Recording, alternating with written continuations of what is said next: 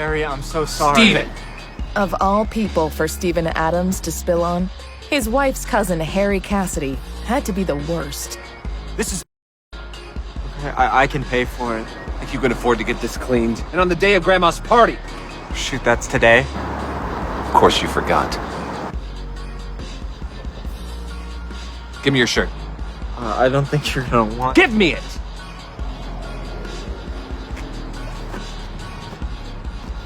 It's not exactly the... What, you thought I was gonna wear it? God, no. If Harry knew who Steven Adams really was, maybe he wouldn't treat him this way. Brace you there. Don't be late. Remember, no shirt, no entry. But no one else knew the truth about Steven's true identity. And now, he was late. He was already on thin ice with his wife, Kim. Her family members were some of the most powerful people in Los Angeles.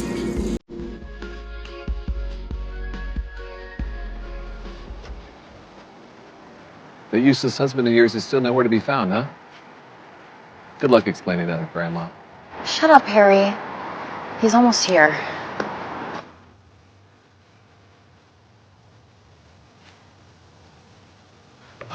Honey, I'm so sorry I'm late. It's a long story.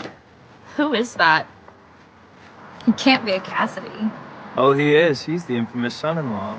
Oh, the broke one who's contributed nothing to the family? Why do you do this to yourself, Steven? To me. You could have at least put on a clean shirt. It's like you're trying to be the butt of their jokes. Kim, I didn't do this on purpose. Just forget it. Let's pay our respects. Talk about it after. Who gave you permission to go in? Harry, stop. You have no right. He has no right to enter my family villa dressed Our like that. family villa.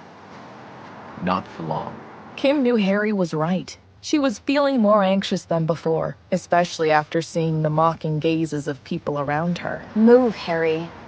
For Grandma's sake. Grandma did say that every member of the Cassidy family had to attend. But he's an Adams. Notice the sign. Kim, why don't you go in and... Just do whatever you want. Way to know your place.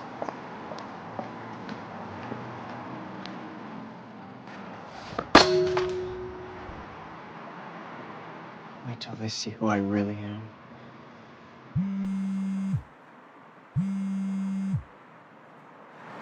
Hello? Mr. Adams, I have wonderful news and heartbreaking news. I guess I'll take the heartbreaking first. Well, sadly, last night, Father Klein passed away in his sleep, Oh no. but he's left his family fortune to you. The Porsche family fortune. Did you say the Porsche family fortune? Father Klein believes you passed the test. It's humbled you, and he hopes you will continue to do good with this newfound fortune. Well, thank you. And, Stephen, Yes? careful who you trust. You are now one of the wealthiest men in the country.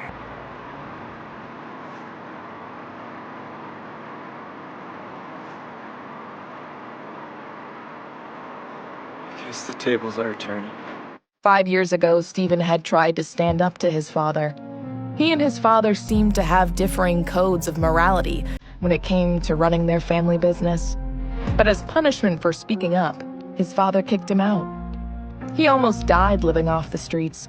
Fortunately, Father Klein, a generous priest, saved his life.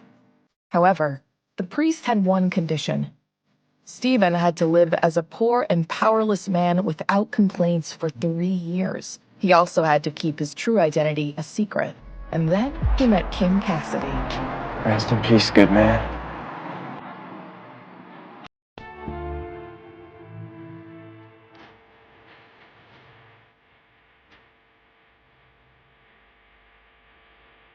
We must give thanks for how blessed our family has been. And I hope we shall prosper for years to come.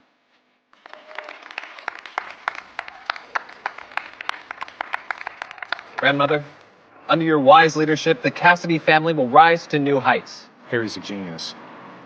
This year alone, he's increased our family profits significantly. Smartest man in the city. Thank you, Harry. But I couldn't have done it alone. I am grateful to the friends and support we have had all over this great city of ours. Speaking of which, I'm sure all of you are excited to introduce to me the guests you've invited tonight. The family couldn't hold in their excitement. The main event was about to begin. This was their chance to prove to their family's matriarch with their esteemed guests who amongst them had the best connections in the city. And whoever impressed their grandmother the most would be given the majority of the assets from the Cassidy Trust Fund. Grandma, meet the head of... Thank you for coming. Grandma, this is Dr. Martins, the top plastic surgeon in Beverly Hills. I hope I never need your services. You're the only one here who requires no work. Grandmother, I'd like you to meet my guest. Meet Pete Rockford, the CEO of Rockford International. Charmed.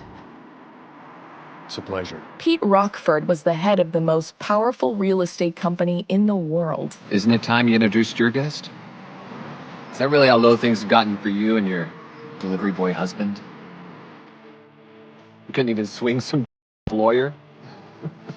Well, Tim and I actually invited the head of the Stein family, Jack Stein, ladies and gentlemen. Steve and I go way back. Kim couldn't believe it. Her husband had brought Jack Stein, one of the most influential businessmen in the state. But how? Here is a jade statue as a token of my appreciation. Harry was skeptical. The Stein family was even more powerful than the Cassidy family. How could someone like Stephen have connections to them? Come on, Steve-O. What hobo did you hire to play the role of Jack today? What kind of a knockoff statue is this? Oh, I would be careful with that if I were you, Harry. It's worth $10 million, and we all know how you are with money. Need I remind you of the Murphy deal? Harry was shocked. He had never heard Stephen talk like this to him before. Yeah, right. This is obviously fake.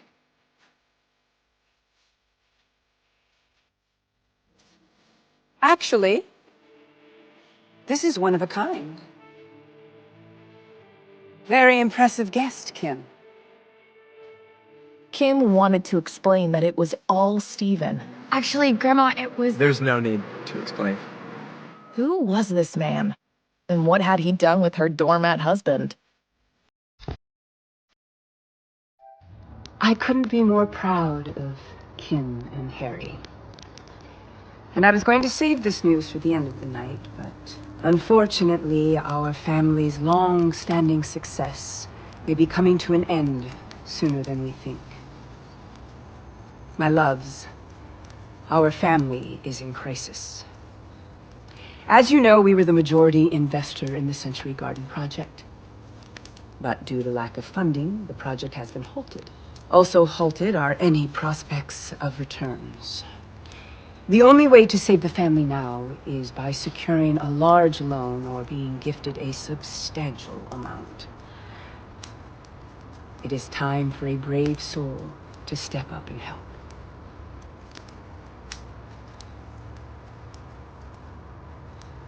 You seem to have no trouble speaking up when it comes to dividends, but when this family needs your help, you are suddenly quiet. Grandma, relax. Think of your health. I'll think of a way to solve this. Actually, didn't Kim prove the value of her connections today? Harry's right. Kim's family's always had your back. Now it's time for you to have ours. Actually, Grandma, Jack was Stephen's friend. He's the one who brought him. So, I can't ask for an investment. It was finally Harry's chance to ruin Kim, so he could be the Cassidy family's only successor. How could you be so heartless? This family is not only in crisis, but you won't help us? And you're lying through your teeth to our dear grandma? How can someone like Stephen know someone like Jack? Are you mad at Grandma for not prioritizing your family all these years? No, it isn't like that.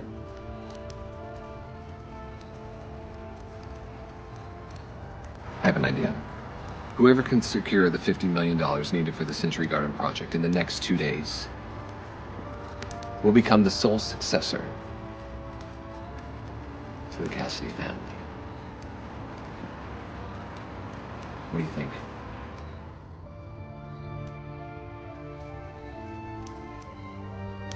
Okay. And one more condition. Whoever fails will be forced to withdraw from the Cassidy family forever. Them and their immediate family.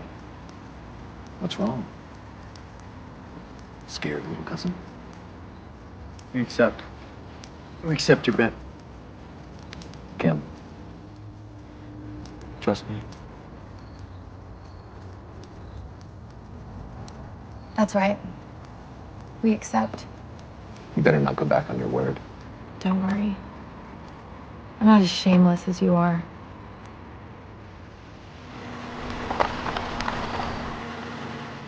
Okay, time to spill. How do you know Jack?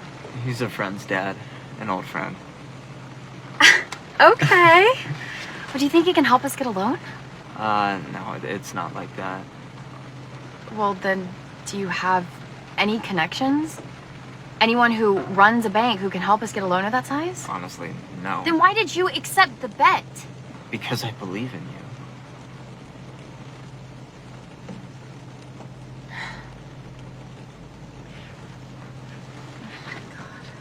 It was time for Steven to put his plan into motion.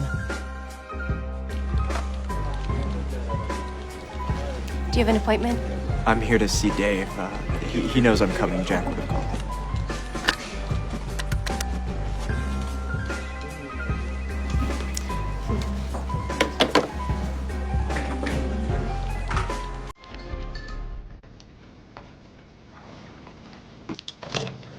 Dave Marks. Steven Adams. I'm here to speak with you about a possible investment in the Cassidy family. Are you the Cassidy family son-in-law? I'm sorry, I can't help you. What do you mean? You're gonna dismiss me without even knowing the term of the deal? Because I know you are. And you're not worth my time. Steven was sick of being told he wasn't good enough. This was the final straw. I'll give you one chance. Excuse me? One chance to apologize to me and invest in the Cassidy Group without charging any fees. I'll forgive the way you're speaking to me. If you don't, you'll regret it.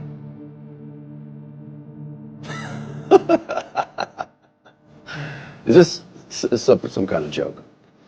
I'm not afraid of somebody like you.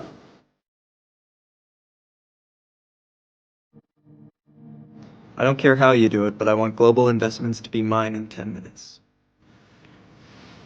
You want to buy a $5 billion company in 10 minutes? That's a lot. Yeah, security. Can you come up here and remove Steven Adams from my office, please? Hold on, I'm getting their call. Hey there, boss.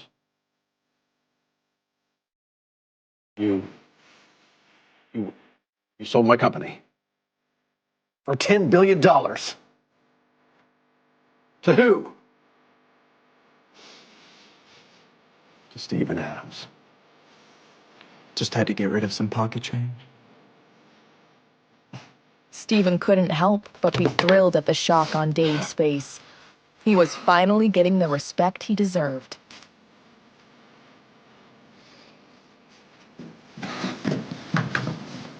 Steven.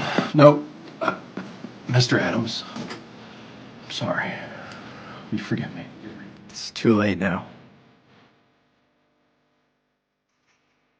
Deb? Frank? What do you want, boss? I need you to dig up any dirt on Dave Marks and how he's run this company. You have 2 days. This command was worse than a death sentence for Dave. As CEO of Global Investments, he had committed all kinds of fraud over the years, and he would surely go to prison when they found out. What's your name? Mr. Adams, I'm Keisha. Keisha Daniels. Been here for 5 years. Loyal, smart, and kind. Keisha Daniels was surprised. Who was this handsome, powerful, yet kind man? Okay. Starting today, Keisha will be the new CEO of Global Investments, and you'll all be getting a raise. If anyone causes Keisha any trouble or disagrees with her, there will be consequences. Thank you. Thank you, Mr. Adams. Everyone can go. I just need a word with Keisha.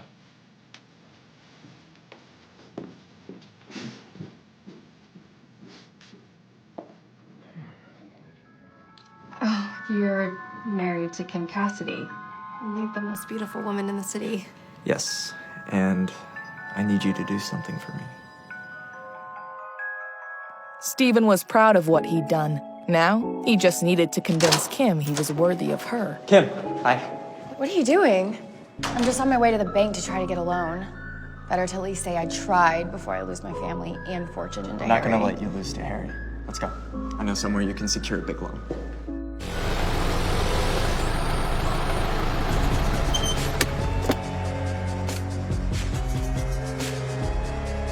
Seriously, Stephen? Global Investments. You really think we can negotiate a deal with them? I already talked to Jack. He got you an appointment with the CEO. You just have to go in. I'll wait out here for you.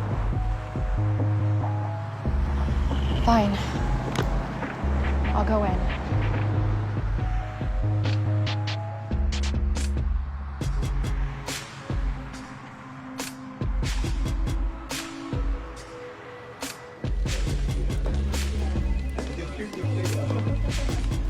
Hello. Are you Mrs. Cassidy? Yes. Please follow me. The CEO's been looking forward to your arrival. When Kim went into the office, her original goal was only 50 million. How did she suddenly get 500 million without doing anything? Miss Keisha, are you perhaps joking? Keisha smiled as she sipped her coffee. Take a closer look at the contract.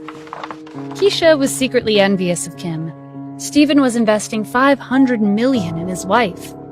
When would she be able to meet a man like him? Kim was in disbelief as she sat back down and reviewed the contract. The more she read, the more she couldn't believe it. This really was a 500 million investment. Moreover, the contract had already been signed and sealed. The only thing missing was her signature. Kim was skeptical. This company wasn't investing in the Cassidy Group. They were investing in her. But why? She couldn't possibly be worth more than the Cassidy Group. Kim looked up at Keisha. May I ask why you're investing in me? Keisha's boss on the contract. His first name wasn't there, but his last name was. Pete's. Most of the members of the Cassidy family were gathered in the conference room. Harry looked around, but he didn't see Kim. She's still not here. Is she already admitting defeat like that good-for-nothing husband of hers? Several members of the Cassidy family agreed with Harry to get on his good side. I don't think there's a need to wait anymore. It's a waste of time. There's no way Kim succeeded. Harry was annoyed by the interruption. If it weren't for Stephen, Helen would have already named him as the successor. Who do you think you are to come here? You have no right to participate in our meeting. Kim followed Stephen into the conference room. Why can't he come here? He's my husband. Harry, did you forget about our bet? Or are you scared? Is that why you started the meeting without me? Kim was confident that she had the upper hand. Harry wasn't deterred by the self-assured look on Kim's face. His subordinates had told him that Kim was at Global Investment for a mere 30 minutes. With her capabilities, there was no way she would have secured an investment in such a short amount of time. Look who decided to show up. Aren't you the one who's scared? Otherwise, why else would you be late? Just tell us you came empty-handed and stop wasting our time. Kim's lips curved upwards.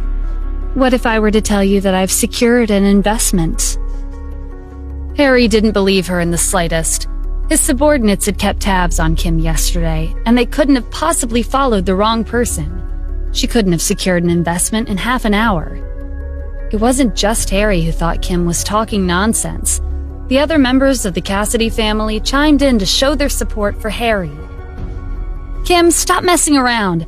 Harry got a loan for 100 million. The contract's already been signed. Even if you did get 50 million, so what? Can your money compete with 100 million? Instead of trying to act tough, it'll be better if you apologize to Harry and ask him to give you a random position at the company. Stephen came to Kim's defense. Harry, the other day, you said that as long as Kim could secure a 50 million investment, you would give her the position of successor of the family. Are you going back on your word? And why are you all jumping to conclusions? Everything will be clear once Kim shows you the contract. Are you guys scared that she might win? Is that why you've already decided that she's lost? Harry narrowed his eyes. Who gave a nobody like you the right to speak? Kim glanced at Harry before giving Helen the folder containing her contract. If Helen saw the $500 million investment, Helen's opinion of her and her family would definitely change. Grandma, please take a look. Helen took the folder and looked up at her. Kim, did you really secure an investment worth $50 million? Kim nodded. Yes, I did. Helen set the folder aside and reached for her walking stick. Kim, you did well. From today onwards, our family will take better care of you and your family. Also, I hope you can be content with what you have. Kim's heart sank. Helen was biased to the point where she couldn't be bothered to read over the contract. It was a $500 million investment. Kim had put in so much effort, but Helen had only told her, "You did well," in a monotonous voice. Harry smirked. Kim, it looks like you still haven't understood the situation. Can your $50 million investment save the Cassidy family? And I'm the oldest son of the family. Do you really think you're qualified to compete with me for a position of the successor? Stephen looked at Harry and then at Helen, as if they were fools. Kim was on the verge of tears when he held her hand. Kim, we should just go. These people are obviously stupid. $500 million is not the same as $50 million. Just as Stephen was about to take Kim's folder back, Helen tossed her walking stick aside and grabbed his hand. Stop right there. What did you just say? $500 million? Stephen withdrew his hand. He'd achieved his goal. That's right. It's $500 million. And it's not a loan, it's an investment, so there won't be any interest. Everyone in the room fell silent. Putting their Century Garden project aside, with $500 million, they could invest in a century's worth of gardens. Let me take a look, Helen said as she opened the folder. She took out the contract and carefully looked it over. Harry snatched the contract and threw it on the table. You sure are bold, Kim. Why would Global Investment give you money? This has to be a fake contract. Don't you know forging contracts is against the law? Are you trying to end up in jail? It's not fake. Global Investment CEO Keisha Daniels personally gave me this contract, Kim argued. Harry didn't expect Kim, who was usually smart and capable, to make this kind of amateur mistake. This was a once-in-a-lifetime opportunity. Are you still trying to deny it? Even if you did want to forge a contract, you should have done your homework first. The CEO of Global Investment is Dave Marks, not Keisha Daniels. I didn't think you would resort to such tactics just to become the successor. You're ruining the entire family's reputation. Harry turned to Helen. Grandma, I suggest we call the police immediately. Helen's expression darkened. Kim, you'd better explain yourself. Kim clenched her fists. I didn't forge this contract. It's real. Kim didn't know what she could say. She had no idea why Global Investment's CEO had suddenly changed either. Grandma, Dave is Mr. Rockford's uncle. Mr. Rockford is at my office right now, so I can ask him to come and tell us the truth. There's no point in arguing. Everything will come to light when he arrives, Harry suggested. Helen agreed. She'd never favored Kim and her family, but she didn't expect Kim to use such underhanded tricks to deceive the Cassidy family. Kim had better prepare herself for the consequences. Stephen whispered to Kim, I'm going outside for a smoke. Harry laughed when he saw Stephen walking to the door. Are you all seeing what I'm seeing? Kim, your good-for-nothing husband is so scared that he's running away. I doubt he's coming back. Why do you even let that stay with you for 3 years? He only brings shame to our family. I thought you would have become smarter after all these years, but you're still incapable and irresponsible. Kim watched Stephen leave with tears in her eyes. She didn't expect him to leave her when she was in a difficult situation. Sometime later, Pete walked into the conference room in big strides. When Harry informed him of Kim's contract, he almost laughed out loud. This is ridiculous. It doesn't make sense for Global Investments to invest $500 million just for Kim. Everyone in the city knows that Dave is my uncle, and he's the CEO of Global Investment. I've never heard of Keisha Daniels. Does this person even exist? All of the sudden, Keisha burst into the office, followed by Steven. Who's saying I don't exist? Keisha demanded. Steven had used the excuse to go out for a smoke to call Keisha and ask her to come over to clear up the misunderstanding. Steven, you good-for-nothing. How dare you bring someone unrelated into the conference room? Where are the security guards? Come and throw these two out right now, Harry shouted. Keisha wasn't bothered by his threats. She radiated an intimidating aura. Who dares to touch me? I'm the CEO of Global Investment. Steven stood to the side and watched them argue. He'd chosen the right person to become the new CEO. Keisha was more capable than he'd expected. Pete was in disbelief that someone was openly impersonating his uncle as Global Investment CEO. That's nonsense. Where did you two find someone like her? If you apologize right now, I'll ask my uncle to spare you. Otherwise, you should prepare yourself for what happens next. Keisha gave Pete a cold look. Pete Rockford? Rockford International is your family's company, right? I've checked the accounts, and the numbers don't add up. Pete was flustered by her accusations. He didn't know why she knew so much. You're lying. Keisha shrugged. Do you really think so? Rockford International has just declared bankruptcy. If you don't believe me, you can call your dad to confirm. Keisha looked at Helen and the other members of the Cassidy family. Why are you all making wild guesses? Global Investment and Kim's collaboration can be checked on our company's official website. As soon as the words left her mouth, everyone took out their phones and searched up Global Investment's website. After a brief silence, someone held up their phone. I found it! The members of the Cassidy family crowded around the phone. I'm on the Global Investment's official website. There's a picture of Kim and Miss Keisha signing the contract on the front page. It really is a $500 million investment. Her family is saved. But why did Global Investment invest in Kim instead of the Cassidy Group? Are you dumb? When Kim becomes the head of the Cassidy family, her money will belong to the company. Pete was at a loss. It's all a lie. Global Investment CEO is my uncle, Dave Marks. Just you wait. I'll call him right now and expose your scheme. He took out his phone and dialed Dave's number, but the call didn't go through. Dave's phone was turned off. Pete hurriedly called his father instead. It took a few tries before he picked up. Rockford International is going bankrupt. It's over for us, his father exclaimed frantically. Even though no one could hear the person on the other end of the line, everyone knew that Keisha's claims were true when Pete collapsed onto the chair with a defeated look on his face. The atmosphere was tense. Everyone held their breaths, and no one dared to speak. Rockford International was a successful company that far exceeded the Cassidy Group. How could they have gone bankrupt overnight?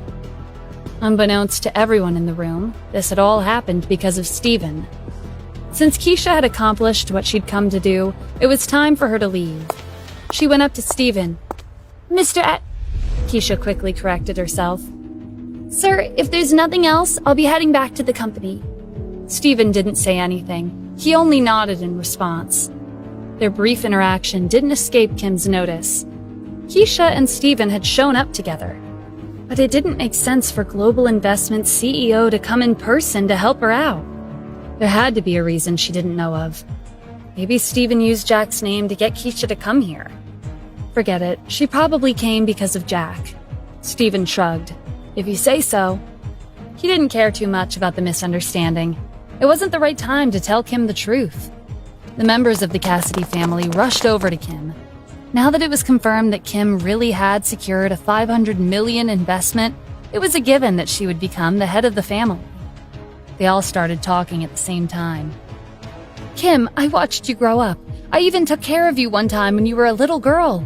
Please support me in the future. Kim, I've always thought you were talented. You'll definitely achieve a lot more in the years to come.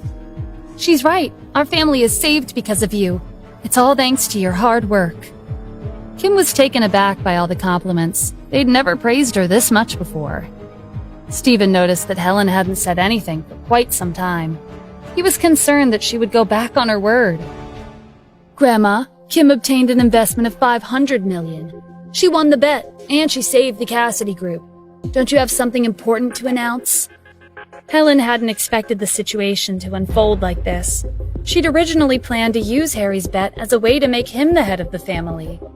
Who would have thought that Kim would be able to get such a large investment? Harry crossed his arms. Why are you in such a hurry? Are you planning to steal the Cassidy family's inheritance? Even though Harry was talking to Stephen, he spoke these words for Helen to hear. Harry knew that she didn't want the Cassidy family to fall into the hands of outsiders. And Harry was right. As soon as Helen heard those words, she started to panic. She couldn't let an outsider lead the Cassidy family. Kim might have achieved something that Harry couldn't, but Stephen was her husband. No matter how useless Stephen was, there was a chance that Kim would hand over the family's company to that freeloader. After thinking it over, the members of the Cassidy family left the conference room. Harry sneered as he watched Stephen and Kim leave. You better be prepared for next Tuesday. I'll become the successor no matter what it takes. When Kim and Stephen went home, they were greeted by Kim's mother, Natalie. Kim informed her of what happened during the meeting. Natalie's eyes widened. Did you really get an investment worth $500 million? That's right, Mom. I even won a bet against Harry. It won't be long before I become the Cassidy family's successor. Natalie had her doubts. Did that old woman agree? Grandma said she'll announce the successor at the press conference next Tuesday. Natalie gave Kim a hug. I'm so proud of you.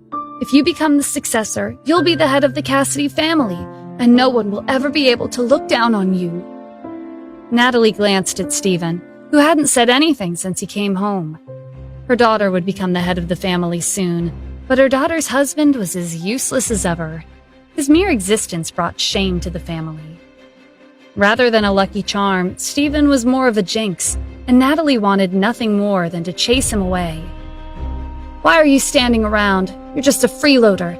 Make yourself useful and prepare dinner. Do you want me to starve to death? Mom, don't talk to Stephen like that. I won the bet because of... Kim trailed off when Stephen shook his head. Fine, if you don't want me to care about you, then I won't, she thought. When Kim went to the bedroom to change her clothes, Stephen went to the kitchen to prepare dinner. He'd done everything to make his wife happy. He didn't care if other people had a bad impression of him. The next day, Stephen took Kim to work for the first time on his villas for a second longer before turning his attention back to the road. Okay, sit tight. 10 minutes later, they arrived at the Cassidy group. Just as Kim was about to get off the bike, a luxury car stopped next to them. A beautiful woman dressed in a classy outfit got out of the car. She was Harry's sister, Rebecca Cassidy. Hey, if it isn't Miss Kim, who managed to get a $500 million investment. How could you ride a bike to work? You're an embarrassment to the Cassidy family. Kim couldn't be bothered to argue with her. Rebecca was well known for her sly and arrogant personality. Ignore her, Stephen. I'm going inside. Rebecca was annoyed when they turned away from her. She wouldn't let them leave until she had avenged Harry. Rebecca held out her arm to block their way. Where do you think you're going? Since you're running away the moment you saw me, do you agree that you did something that you should be ashamed of? I doubt you'll ever be able to afford a luxury car like mine. Stephen pretended to be surprised and gasped. Was your car that expensive? Let me tell you something. My luxury car is worth millions. Even if you save your money for 10 years, you probably wouldn't be able to purchase a single tire. In Rebecca's eyes, Stephen was nothing but trash. She hadn't spared him a glance ever since she came. Since he'd decided to join the conversation, she would take the opportunity and humiliate him. Don't think you're all that just because you're Kim's husband. You can't even afford a car, and yet you have the nerve to take your wife to work. How shameless can you be? Rebecca's voice was loud, and she attracted a lot of attention. While she ridiculed Stephen, the other members of the Cassidy family heard the commotion and gathered around them. A few minutes later, the crowd was stunned by an unbelievable sight further down the street. Am I hallucinating, or is that the most expensive car to exist? It's not just one. There's 20 of them. This is crazy. Is some big shot visiting the city? No, look! All of the cars are headed to our company.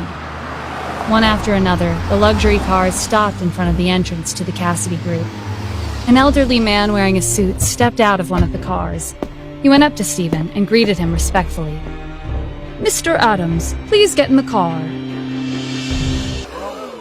The crowd was stunned when the elderly man in a suit addressed goodbye to Kim. Stephen went into the car at the center, followed by the elderly man. In the blink of an eye, the 20 luxury cars disappeared down the street. When they left, Rebecca was so relieved that her knees went weak. She almost collapsed on the ground. In the car, Stephen gave Jack a warning look. He had told Jack more than once to keep a low profile because he didn't want to reveal his identity. But today, the 20 luxury cars almost exposed him. "Jack, you'd better have a good explanation for this." Jack was nervous when he sensed Stephen's anger. "Mr. Adams, I'm so sorry. I'll be more careful next time."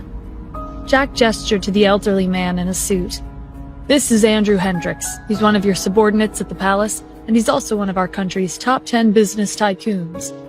He came to tell you what he discovered about the Adams family while in Washington, D.C. Stephen hadn't heard of Andrew before, but his position at the palace should be higher than Jack's. "Mr. Adams, please forgive me. I didn't mean to draw so much attention. I tried my best to keep a low profile, but these 20 cars are the minimum necessity to pick you up," Andrew said in a meek voice. His intimidating attitude when he'd threatened Rebecca was nowhere to be seen. Stephen couldn't be bothered to explain that having 20 luxury cars gathered in one place to pick one person up was overkill. "Forget it. What'd you find out?" In the past, his family had kicked him out of the house because of a few words from a stranger. If the priest hadn't passed by and saved him, he would have been nothing but a pile of bones. Andrew took out the file he'd prepared and gave it to Stephen. Stephen wasn't pleased when he looked it over. "Isn't this interesting? My brother has leukemia, and my family wants me to donate my bone marrow. They're probably planning on sending people to Los Angeles to look for me." When Stephen tightened his grip on the armrest, it cracked, and the broken pieces fell to the floor. Jack and Andrew kept quiet as they stared at the mess on the floor. They were afraid of Stephen's strength. "Andrew, excellent job. Keep an eye on them. When they send people to the city, inform me as soon as possible." Andrew was relieved that Stephen had approved of his work. "Yes, sir." When Stephen looked out the window, he noticed the luxury villas that Kim had talked about this morning. She told him that it was her dream to live there. "Jack, how many villas are at the highest point in the city?" Jack had done his research on these villas before, so not only did he know how many there were, he also knew how much it would cost to purchase them. "There's 21 villas. 20 of them are estimated to be worth 100 million, and the villa at the very top is worth 300 million. Okay, my wife told me she wants to live in one of those villas. Take care of it." "I understand, Mr. Adams. Which villa would you like to purchase?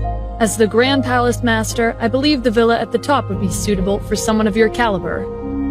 Stephen looked at Jack as if he had just asked a stupid question. "What do you mean, which villa? I was asking you to purchase all of them." "All of the villas?" Andrew exclaimed in disbelief. 21 villas would cost 2.3 billion. Jack didn't have much of a reaction. After all, Stephen had asked him to purchase global investments for 10 billion not too long ago. Stephen took out his phone and looked at the calendar. "Jack, I want all of the property certificates for the villas before the end of this week." Jack answered without hesitation. "Yes, sir." But on the inside, his heart was racing in panic. He had no idea how he would be able to complete such a large purchase in a week. To make things more difficult, those who lived in the villas were some of the wealthiest families in the city. By the time Stephen finished his discussion with Jack and Andrew, it was already time to pick up Kim from work. He waited outside the company for quite some time, but he still didn't see any sign of her. Stephen decided to go in and look for her. The first thing Stephen saw when he went inside was Rebecca. A young man was standing next to her. Rebecca hadn't completely recovered from her shock this morning, and she hadn't forgotten the humiliation she faced because of Stephen. "Is this who I think it is? Aren't you the boss who needed 20 luxury cars to pick you up? Why are you still going around on a bike?" Stephen ignored her and looked at the young man standing next to her. "Where's Kim?" This man was one of the members of the Cassidy family, and he didn't think too highly of Stephen. "How would I know?" Rebecca smirked. "What, are you here to look for your wife? Maybe she's having a good time with another man right now. Why else would Jack have helped you two? Wasn't it because she used her looks to win him over? Even though Jack had announced that he and Stephen were close, Rebecca didn't believe him. No matter how much she thought about it, she could only come to the conclusion that Jack had attended the gathering as Kim and Stephen's guest because he coveted Kim's attractive appearance. Stephen glared at Rebecca. It didn't matter if people laughed at him or criticized him, but it was a different story if they insulted Kim. Before Stephen could respond, Harry entered the building. Behind him was Kim, who was carrying several bags. Kim, isn't that your good-for-nothing husband? It looks like he came to pick you up from work. Well, that's the least he can do as a freeloader in your house. Kim was surprised when she saw Stephen. Years ago, they made the Cassidy family the joke of the entire city. I know. Whenever it's February 12th, I'm always scared of going out and being mocked by other people. Where did she even find a husband like him? He only freeloads off of her family. How embarrassing. The other members of the Cassidy family in the lobby whispered amongst themselves. They agreed with Harry and Rebecca that Kim and Stephen's marriage had nothing good for their family. When Rebecca brought up their wedding anniversary, Kim lowered her head and bit her lip. 3 years ago, on February 12th, she and Stephen had received their marriage certificate, but they didn't have a wedding ceremony. Kim remembered the way she locked herself in her room and cried from evening all the way until dawn. She couldn't understand why her grandfather, whom she was very close to, had written in his will that he wanted her to marry Stephen. Their sudden marriage had ruined her life and made the Cassidy family the laughingstock of the city. Stephen's heart clenched when he saw Kim's helpless expression. For the past 3 years, he'd endured his reputation as a good-for-nothing husband. Even though everyone from the family hated him and looked at him like he was a that anyone could step on, he swallowed his pride and never refuted their criticisms. However, Kim had suffered even more, and it was because of him. Stephen had been quiet all this time, but he suddenly spoke up as he scanned the crowd. In the future, February 12th will be regarded as a day of celebration. When that time comes, all of you will be jealous of Kim. Everyone looked at Stephen like he was crazy. After a brief silence, they burst into laughter. Stephen ignored them and looked at Kim. I know you had a hard time because of my sudden appearance 3 years ago, but starting today, I'll make it up to you. Kim, as long as you want it, I can give you the world. Rebecca laughed so hard that she almost teared up. You want to make it up to Kim? How are you planning on doing that when you can barely afford a meal? Harry shook his head in disapproval. You want to give Kim the world? Are you filming some kind of movie? What an idiot. Kim gave Stephen a long look. They'd been married for 3 years, but he was always submissive. She didn't expect him to tell her that he would make it up to her and give her the world in front of so many people. Stephen, I'll be happy as long as it's from you, Kim said with a smile. She didn't have any expectations, but she hoped he would be more confident and stand up for himself. Someone shouted from the crowd. What can he even do for her? He's only saying empty words. I heard the moon in the Nile is being auctioned right now. If you really want to give Kim the world, then buy her that necklace first. The crowd erupted into laughter once again. The Moon of the Nile was a necklace designed by Roman, the world's top jewelry designer. The starting bid for this necklace was close to $1 billion. There were only a handful of people in the city who had the money to purchase this necklace. Someone like Stephen, who lived off of his wife, would never be able to afford it. Kim didn't want to listen to their gossip anymore. Let's just leave, she whispered. Many women dreamed of wearing the Moon of the Nile, and Kim was no exception. But the necklace was out of her league, and she could only wonder which lucky woman would end up with the necklace in their possession. Stephen followed Kim out of the building. He didn't miss the envious look on Kim's face when the crowd mentioned the Moon of the Nile. The next morning, Stephen received a call from Jack. He had successfully purchased all of the villas at the highest point in the city. How much did it cost? Stephen was asking, not because he cared about the money, but because he wanted to assess Jack's efficiency and capabilities. Mr. Adams, the total amounted to $5 billion. Ever since Jack had become the point of contact between Stephen and the palace, he felt like they had all the money in the world at their disposal. Stephen was satisfied with Jack's answer. Wealthy families lived in the villas, and it couldn't have been easy to persuade them to move. Considering the high difficulty of his request, Using $5 billion to purchase the villas in a single day was a good trade-off. Jack had accomplished an incredible feat. Well done, Jack. After Stephen hung up, Kim called out to him from the living room. Stephen, I need to go out. Come with me. A few minutes later, Stephen and Kim were in a car. Stephen had wanted to take Kim wherever she wanted to go on his bike, but she insisted on getting there by car instead. Stephen glanced at Kim as he drove to the airport. Who are we picking up? Kim looked out the window. Zoe and her husband. They usually don't have time to come to the city, so we should keep them company while they're here. Stephen felt a headache coming on. Zoe was Kim's cousin, and she never stopped talking. Not to mention, Zoe was arrogant, and she took every opportunity to humiliate him. Half an hour later, Kim and Stephen were at the airport. Zoe and her husband squeezed through the crowd to make their way over to them. Kim, it's nice to see you after so long. This is my husband, Henry. Darling, this is my cousin, Kim. Henry's eyes lit up the moment he saw Kim. He didn't know someone this beautiful could exist. Kim greeted Henry politely. It's nice to meet you. This is my... Kim scrambled to come up with an endearing word to call Stephen in the same way Zoe had called her husband darling. This is my hubby, Stephen. Instead of greeting Stephen, Henry turned to Zoe. Darling, is this the son-in-law you're always talking about? Yeah, that's Stephen. Just ignore him. Zoe gave Stephen a disdainful look before continuing her conversation with Kim. Does that piece of trash still not have a job? I really don't know what you were thinking. Why did you marry someone so useless? Kim felt a little embarrassed when Zoe questioned her so directly. Kim, I'm not saying there's anything wrong with you. You're prettier than me, but you're not as lucky as me. Henry opened up a supermarket chain back home, and he has over $100 million in assets. We didn't come back to Los Angeles just to visit. We came for business. If things work out, Henry might be able to collaborate with some of the top companies here. Henry interjected and acted like a modest gentleman. No, I'm not that impressive. This is just something I have to do as a businessman. Henry looked at Stephen with jealousy in his eyes. Life was truly unfair. How could a good-for-nothing man like Stephen be married to a beautiful woman like Kim? Of course, if Stephen has nothing better to do, he can work at my company. He didn't get far in his education, so he doesn't have the qualifications to work a desk job. He'll have to settle for something like cleaning work. Stephen shot Henry a glare, but he didn't say anything. It was obvious that Henry was trying to make himself look better by offering him a job out of pity. Kim quickly changed the topic to prevent them from criticizing Stephen further. Did you guys plan out what to do in the city?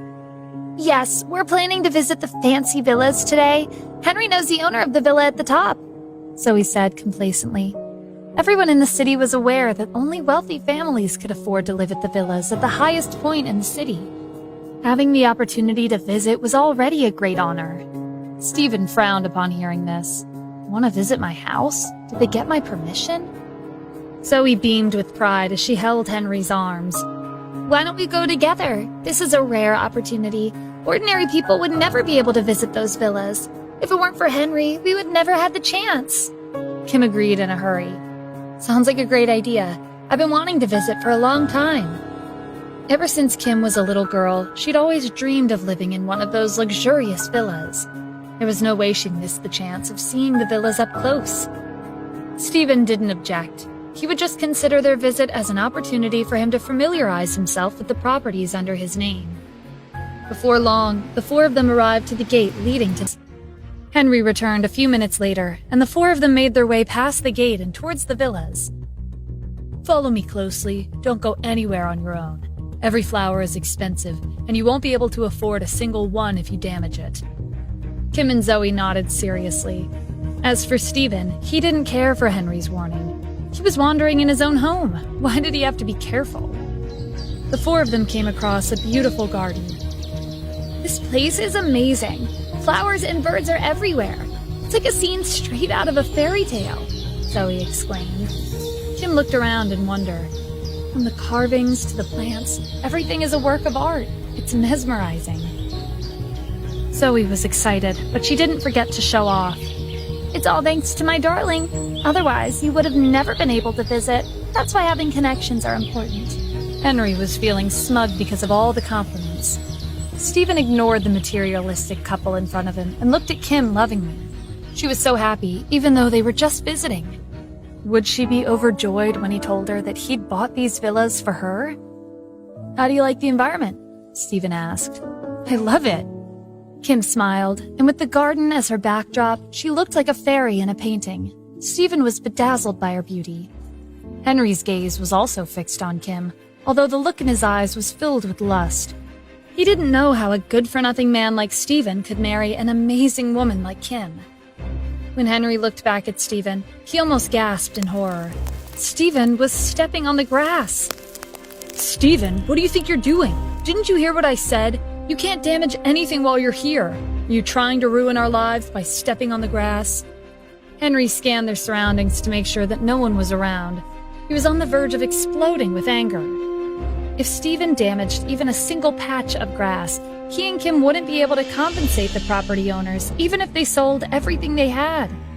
This meant that the responsibility would fall on the shoulders of whoever invited him here. Zoe put her hand on her hips. Kim, hurry up and talk some sense into this useless husband of yours. Stephen, if you don't step away from the garden, I'll call the security guards to throw you out. Stephen was amused by Zoe's threat. You want to throw me out? Was stepping on the grass in his own home that big of a deal? He wanted to see who would be daring enough to touch even a single strand of hair on his head. That's right. Did you forget we're only here because of my darling? There was more that Stephen wanted to say, but he decided not to when he saw the smile disappear from Kim's face. He walked away from the garden and caught up with them. Not too long after, they arrived with porcelain shards on the floor. Rich people sure are different. You were screaming like it was the end of the world when I stepped on the grass, but now you broke 9 vases. Wait, it's actually 10 vases. But either way, how's me stepping on the grass and you breaking these vases the same thing? Kim glared at Stephen. What are you saying at a time like this? She went over to Zoe and tried to comfort her. Don't worry, maybe these vases are just for decoration. Yeah, you might be right. Why would they display valuable items on the table? They're probably not that expensive, Zoe said with uncertainty in her voice. Stephen bent down and picked up a porcelain shard. I'm not trying to scare you, but based on the quality of these vases, they're worth at least 1 million each. The elderly priest was fond of antiques, so Stephen learned a lot about them. Zoe started panicking. 1 million? There are 10 vases on the floor. So 10 million in total? Even though she and Henry had tens of millions worth of assets, most of them were fixed assets. They only had around 1 million in liquid assets. You don't understand anything. Why are you pretending like you're an expert on antiques? Henry yelled. A group of people rushed over after they heard the commotion. Henry spotted the property manager in the crowd. My friend's here. You won't care about such a minor act. Surprised that for a moment, they suspected that they didn't hear him correctly. Kim tugged Stephen's sleeve. Are you crazy? The property manager looked at Kim and Stephen like they were the solution to his predicament. If he couldn't resolve this mess, his position as the property manager would be in jeopardy. Since you've admitted to breaking these vases, then pay up. Otherwise, I'll have to visit the Cassidy group and ask them for compensation instead. What evidence do you have? They're the ones who broke the vases. This has nothing to do with me or my husband, Kim said. If Helen were to hear about this, she would never name her as the successor of the family. The property manager didn't care about the truth. He would insist that it was Kim and Stephen's fault. If he received compensation from them, this issue would be resolved. Not only that, he might be able to ask Henry for more money. It doesn't matter. Your husband was the one who said he broke them. Stephen had admitted to breaking the 10 vases because he wanted to test the property manager. Besides abusing his position as the property manager to allow outsiders to visit the villas, he also had no conscience. This property manager was threatening them, even though he knew that they weren't at fault. Needless to say, Stephen was disappointed in him. Yes, I'm the one who broke the vases, but it was you who asked me to break them. The property manager didn't expect Stephen to twist his words like that. What? That's nonsense. Do you really think it's nonsense? Don't tell me there's no security cameras in a place like this. Why don't you check the security cameras A1408, B6502, and C9997? Everything will be clear once you watch the footage. Stephen was listing the security camera's serial numbers from the map that Jack had given him. The property manager's eyes widened. Those security cameras were top secret. Who are you? How do you know so much about the villa's layout? Just then, someone burst into the room. All you have to know is that he's someone you can't afford to offend. The property manager couldn't believe his eyes. This man was Kelvin Mills, the CEO of one of the top 5 real estate companies in the country. His company was responsible for the development of the villas, and his net worth was at least $100 billion. Why would someone as prominent as Kelvin come to this city? Kelvin was in a bad mood. He had come to Los Angeles to meet with Stephen, but right after he stepped off the plane, he received a call from Jack. Kelvin didn't know Stephen's identity, but someone who had the means to purchase all the villas in one day couldn't be ordinary. Moreover, from Jack's respectful tone, Stephen most likely had some connections with the Grand Palace Master. Getting on Stephen's bad side would spell the end for him and his real estate company. Kelvin strode over to the property manager and kicked his shin. "Hurry up and apologize to Mr. Adams." The property manager had no idea what was going on. Wasn't Stephen the worthless son-in-law of the Cassidy family? Why would an accomplished CEO like Kelvin Mills address Stephen as Mr. Adams? Kelvin didn't hesitate to kick the property manager again when he stood there like a deer in headlights. "You fool!" Kelvin hurried over to Stephen and lowered his head. "Mr. Adams, I'm very sorry." Kelvin stayed in that position after apologizing because he was afraid that Stephen wouldn't forgive him. Henry and Zoe wondered if they were seeing things. A CEO with a net worth of $100 billion was apologizing to the trash son-in-law of the Cassidy family. Kim glanced at Stephen. This was happening again. Just how many things was he hiding from her? Stephen smiled. "Since you've personally come to apologize in person, I have nothing to say. What should we do about the broken vases?" "I'll compensate you, of course," Kelvin said with no hesitation. "Then can my wife and I go now?" "Yes, my private helicopter is parked on the lawn. You and your wife may leave at any time." When they got home, Kim grabbed Stephen's arm and pulled him into the bedroom. She locked the door and looked him in the eye. "Stephen, don't you have something you want to tell me?" Stephen looked away to avoid Kim's intense gaze. It seemed like she had caught on to his real identity, but he hadn't tried that hard to hide it in the first place. "I don't know what you're talking about." Kim narrowed her eyes as she pushed him for an answer. "I'll give you one last chance. Do you have something to tell me or not?" Stephen's mind raced as he tried to come up with an excuse. It would be February 12th soon, and all of the surprises he had planned for Kim on their anniversary would have been for nothing if he told the truth now. When Stephen's gaze fell on the closet, he suddenly had an idea. "I'm going to take a shower." Stephen hurried to the closet and grabbed a change of clothes before rushing to the door. Kim glared at him as he ran out of the room. He had left without answering her question. The day before the press conference, everyone in Los Angeles was shocked when they watched the news. 2 major events had occurred in a short amount of time. First, someone had offered to purchase the Moon of the Nile for $2 billion at the auction house. There were rumors that this mysterious bidder was from Los Angeles. Second, a mysterious business tycoon had purchased all of the villas at the highest point in the city for $5 billion. The members of the Cassidy family at the company were in an uproar. I was so shocked when I watched the news this morning. I didn't know our city had this many rich people. Poverty really does limit one's imagination. Our family was so happy to receive a $500 million investment, but there are people out there dropping billions like it's nothing. I can't help but wonder which lucky woman will receive the Moon of the Nile. I have a wild guess. Could the mysterious person who purchased the necklace and the mysterious person who purchased the villas be one and the same? I have a feeling that something big will happen in the city soon. When Stephen and Kim entered the building, everyone turned to look at them. "Hey, as expected of someone who'll be celebrating their anniversary soon, you even need your husband to take you to work. Stephen, are you afraid we'll bully your wife?" Harry said sarcastically. Rebecca joined in to mock them. "I remember someone declared that he would make it up to Kim. I wonder what kind of gift you've prepared. Don't tell me you're the one who bought the Moon of the Nile." Stephen couldn't be bothered to entertain them. Kim, you don't have to worry about that. Everything will be revealed tomorrow. Kim watched Steven leave the building. She couldn't help but have some expectations for him, because he had done nothing but surprise her for the past few days. As soon as Steven went outside, he received a call from Keisha. Mr. Adams, the top 20 families of the city have sent a greeting card to Global Investments. They'd like to meet you.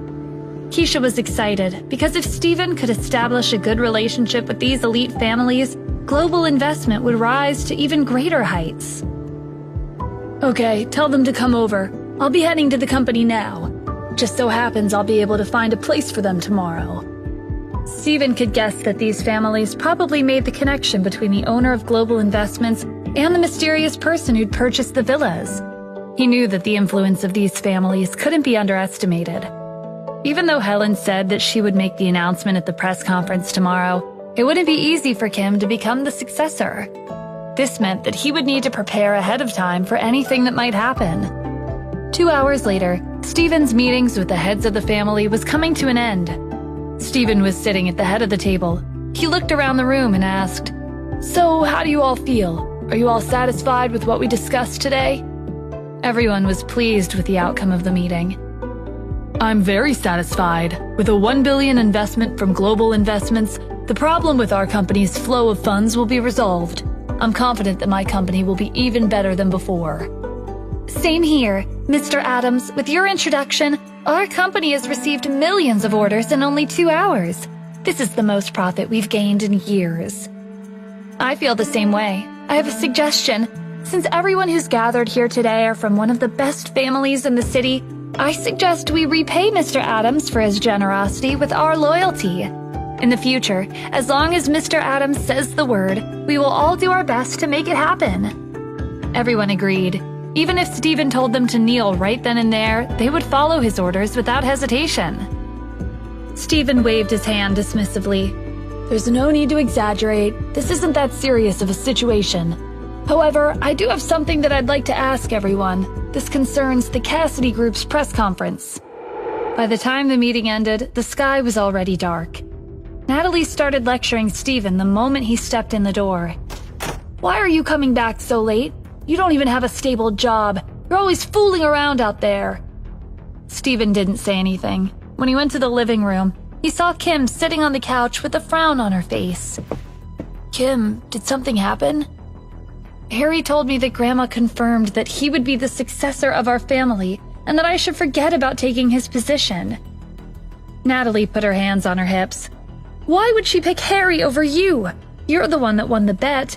If that old woman continues to be biased, I'll find her tomorrow and give her a piece of my mind."